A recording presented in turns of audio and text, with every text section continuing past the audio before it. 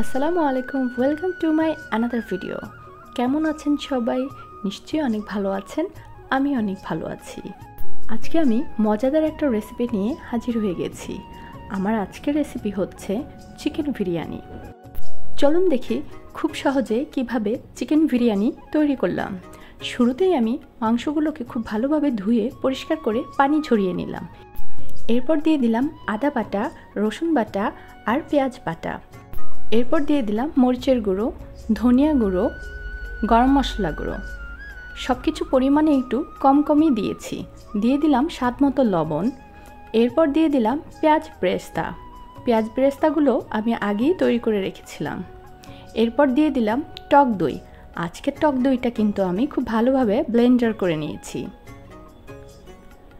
সবগুলো মশলা আমি খুব কম দিয়েছি, কারণ আমি এটার সাথে রেডি বিরিয়ানির মশলা ব্যবহার করব। তাই এর মধ্যে আমি পুরো বিরিয়ানির মশলাটাই দিয়ে দিলাম। সামান্য চিনিও আমি এর মধ্যে দিয়ে দিয়েছি। খুব ভালোভাবে মশলাটা মাখিয়ে নিতে হবে মাংসের সাথে। এভাবে মাংসটা মাখিয়ে আমি প্রায় 5 ঘন্টার মতন ম্যারিনেট করে রেখে দিয়েছি। এরপর কয়েকটা আলু আমি সেদ্ধ করে নিয়েছি। এর মধ্যে আমি একটু ফুড কালার দিয়ে দিলাম আর লবণ দিয়ে দিলাম। খুব ভালোভাবে মাখিয়ে এগুলোকে আমি তেলে একটু ভেজে নেব। আজকের চিকেন বিরিয়ানিতে আমি আলু ব্যবহার করব, তাই জন্য আলুগুলোকে আমি খুব ভালোভাবে সেদ্ধ করে একটু ভেজে নিয়েছি। এরপর কড়াইতে আমি তেল দিয়ে দিলাম। কড়াইতে তেল দিয়ে এর মধ্যে আমি ম্যারিনেট করা মাংসগুলোকে দিয়ে দেব। মাংসগুলোকে খুব ভালোভাবে কষাতে হবে। যেহেতু আমি 5 ঘন্টার মতন ম্যারিনেট করে রেখেছি, তাই জন্যে আমি খুব ভালোভাবে কষিয়ে নেব। মাংসগুলো খুব ভালোভাবে কষানো হয়ে গেলে এর মধ্যে আমি ফুল ক্রিমের দুধ দিয়ে দেব। যেহেতু আমি দুধ দিয়েছি, এই জন্য এর মধ্যে আর আলাদা করে কোনো পানি ব্যবহার করা লাগে নাই। আমার কিন্তু দেখতেই পাচ্ছেন মাংসটা খুব ভালোভাবে কষানো হয়ে গেছে। উপরে আমি একটু ঘি দিয়ে দিলাম। মাংসটা প্রায় রান্না হয়ে গেছে, উপরে তেলও উঠে গেছে।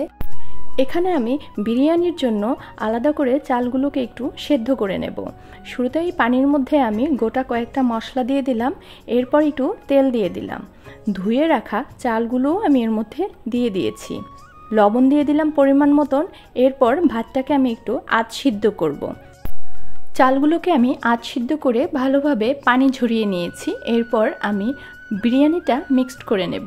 এখানে আমি প্রথমে একটু পোলাওগুলো দিয়ে দিলাম। এরপর উপরে আমি মাংসগুলো দিয়ে দেব। এরপর একে একে আলুগুলো আমি সুন্দর মতন দিয়ে দিয়েছি। এরপর বাকি পোলাওটা আমি উপরে দিয়ে দিলাম। খুব ভালোভাবে আমি দিয়ে দিচ্ছি। দেখতেই পাচ্ছেন চারদিকে ছড়িয়ে তারপরে সুন্দরভাবে দিয়ে দিয়েছি। এখানে আমি কিছুটা ফুড কালার আর দুধ মিক্সড করে এর মধ্যে দিয়ে দেব। এতে করে বিরিয়ানির কালারটা অনেক বেশি সুন্দর আসে।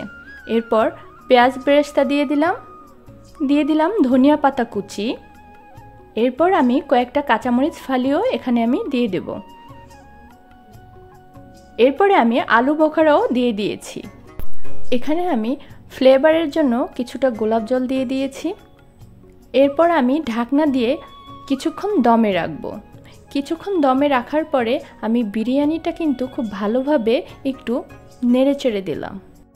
এরপর উপরে খুব ভালোভাবে ঘি ছড়িয়ে দিয়ে প্রায় আধা ঘন্টা 40 মিনিটের মতন আমি বিরিয়ানিগুলোকে দমে রেখে দেব। এরপর তৈরি হয়ে যাবে আমার মজাদার চিকেন বিরিয়ানি। আজকের চিকেন বিরিয়ানির রেসিপিটা আপনাদের কেমন লেগেছে অবশ্যই আমাকে কমেন্ট করে জানাবেন। খুব সহজেই তৈরি হয়ে গেল চিকেন বিরিয়ানি। ধন্যবাদ সবাইকে।